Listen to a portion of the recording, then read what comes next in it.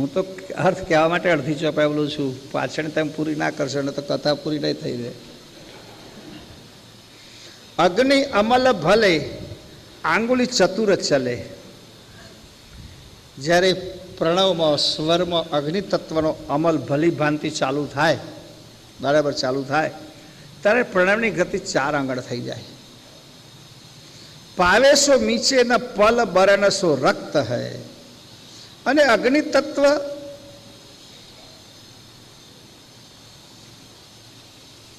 જ્યારે પ્રણવમાં ચાલુ થઈ જાય ત્યારે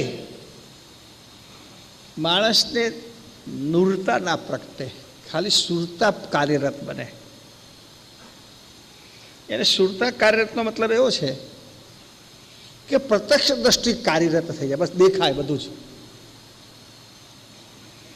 એને પછી પેલું બેઠા બેઠા કે આપણને ઘરનું દેખાય બીજું દેખાય એ વ્યવસ્થા ઊભી ના થાય. એને આંખ માત્ર આંખ અગ્નિ તત્વની છે ને એ જ વખતે અગ્નિ પ્રબળ બને તમારામાં, શ્વાસમાં સ્વરમાં. શ્વાસમાં અગ્નિ તત્વ પ્રવર્તમાન થતું હોય અને આ બાજુ શરીરમાં અગ્નિ તત્વની ઇન્દ્રિય આંખ છે એટલે એનો પ્રભાવ એના ઉપર ઊભો થાય. એટલે આંખ પ્રત્યક્ષ દ્રષ્ટિમાં સુરતામાં વધારે કાર્યરત બને.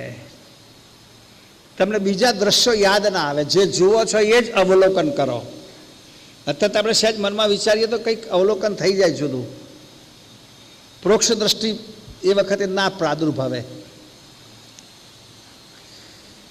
પાવેશો મીચેના પલ બરનસો રક્ત હે ને એનું રક્ત લાલ. અરે રક્ત એટલે લાલ, એનો રંગ લાલ બને. અગ્નિ તત્વ આમે લાલ જ દેખાય છે ને. અમારા જૂના ઘડિયાઓ જણી સાથે વાત કરે તો આપણને જો યાદ આવે.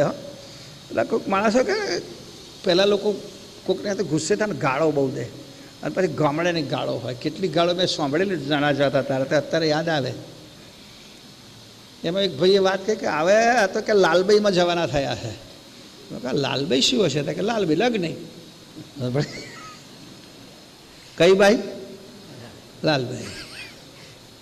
કે ભાઈ લાલબાઈ કેમ કહ્યું હતા? કે અગ્નિનો રંગ લાલ છે. જુઓ, રૂઢ પ્રયોગો પણ ઘણી વખત તત્વજ્ઞાન આપી જાય છે. વાતોમાં વેદ આવતા હોય છે એવું છે. આ તો કહેવતોમાં પણ વેદનું જ્ઞાન આવી જાય. એટલે એનો રંગ લાલ છે. પરમગુરુ કહે છે લગત માતરા એ છે કે